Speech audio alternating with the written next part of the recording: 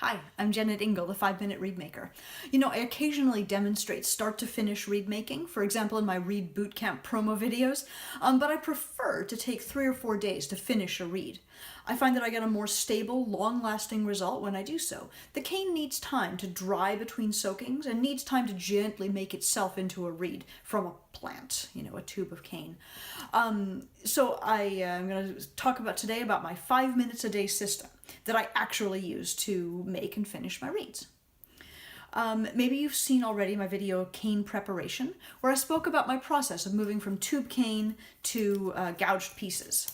I generally process a pound of sour cane at a time, and I get it all the way up to guillotined, split and sorted and cut to length, in other words, whenever I get the chance to do it. I've not found any difference between storing cane in tubes and storing it in thick, short pieces, and I don't want the hassle of having to do all of those steps every time I need to make reeds. So that's my first big step. I don't discard anything along the way to that place. Now, because my pre-gouger tends to crack cane if I use it dry, and because this guillotined cane takes a couple of hours to soak, I generally do big batches a couple of times a week to move from guillotined cane to pre-gouged cane. I don't mind storing this for a long time either. If the piece of cane is straight enough to go through the pre-gouger without cracking, I keep it. Now, that's all sort of pre-process. My 5 minutes a day system is 4 days, but what I've just described is not part of it. I generally move from pre-gouged cane all the way to blank on the same day. I gouge, lightly soaked, I shape soaked, and then I wind. And this takes no more than 5 minutes per reed. That's day one. On this day, there are a number of factors that might make me discard a piece. If the cane is too crooked to gouge properly, I'll scrap it. If the shaping process goes awry, I won't be able to get a tight seal, so I discard the reed. If I wind blank and it leaks, I'll remake it at least once. If it still leaks, I'll pitch it. I don't always advise my students to scrap these, though. You can always wrap a reed with fish skin or Teflon tape, and sometimes the reed is fine. I can't sell a reed that way, though, as a professional reed maker, so I'll sacrifice a reed if it leaks badly.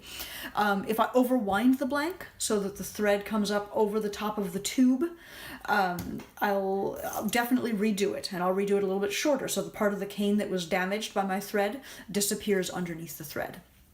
If I slip the reed backward, and maybe you've seen my video on overlap, if I overlap the wrong way and I notice in time, I'll definitely redo that reed as well.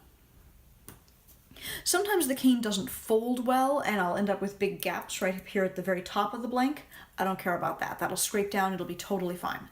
The cane underneath the thread pretty much always cracks, and I don't care about that. If it cracks badly above the thread, I'll go on a case-by-case basis. Sometimes I'll scrape across the crack to settle it down, and then I'll go on and make the reed. If it looks really bad, or if I have a generally bad feeling about the cane and it also has cracked, I'll get rid of that. Let's see, sometimes the cane seats itself off the oval as I'm winding. If it's not too far off, I'll make the reed anyway.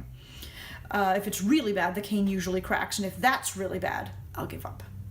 Sometimes a piece of cane doesn't look bad, but it has a really moldy flavor and smell. If I can identify that early on, I'll get rid of it, because I've never gotten a good reed off a stinky piece of cane. But sometimes that doesn't become obvious until I do a preliminary scrape and put the thing in my mouth. For myself, I'm not very fussy about aesthetics, but because I sell these, of course, I have to care a little bit. I don't make my students redo reeds for sloppy winding, but I do redo mine. On day 2, I rough scrape my reed to a comfortable beep and crow. I don't bother to put it on the oboe on day 2, and I don't spend more than a couple of minutes scraping. At this point, I will discard anything that leaks, anything that won't make sound after my standard scrape goes into place, and anything that I've badly ruined. Even the 5 Minute Reedmaker sometimes makes mistakes or gets lazy about knife sharpening. I don't concern myself over a little bit of shredding at the corners, though. That'll all get clipped off in the finishing process. I don't care if my students lose corners altogether, even. Usually we can finish a reed anyway.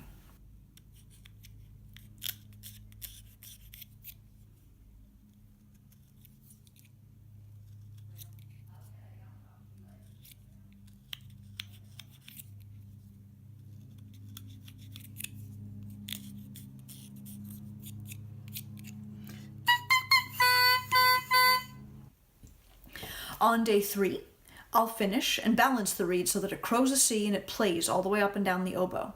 By this point, anything with an obvious objective flaw has been weeded out, but sometimes you still get a piece of cane that resists vibrating or that's too thin and nasty sounding. I'll give it a few minutes and I'll apply a few scraping tricks because I believe that everything is recoverable, but I won't give it, say, 10 minutes. If I can't get a reed to balance pretty fast, or if squeezing the thing closed doesn't tame the opening pretty well, if it just won't vibrate, I'll kill it. But generally most of these day 3 reeds come to balance, if not to awesomeness. Day 4 is the end of the road. I'll play them one more time and sort them by strength. I'll polish them as needed. Usually they want just a quick bit of attention to the corners of the tip and maybe a polish in the heart, but they should play at this point. They can go into the mail now. If I pull a reed from the case for myself, I'll do it on this day and I'll tend to choose a slightly harder one. I'll play it for a half hour or so at home and tweak it once more the next day before I take it out in public. At this point, when I'm dealing with finished reeds, my scraping is just a tiny amount, and I'll do it to tweak the response, the pitch, the opening, and the resistance. Everything at this point should make a reed. Some don't make a great reed, though. I won't ever make a reed I won't ever mail a reed that I can't play comfortably right here, but I admit that some reeds are better than others. How do you make every reed awesome? I don't know. I do hope, though, that this has been helpful. This has been a 5-minute Reedmaker lesson. You can follow these short videos right here on YouTube, and you can subscribe if you wish. If you have questions or disagreements, or if you want to order reeds or cane, you can find me at jennetingle.com. And I would love to hear from you. What questions do you have about reed making? What should my next video cover for you? Thanks so much for watching. Have a great day.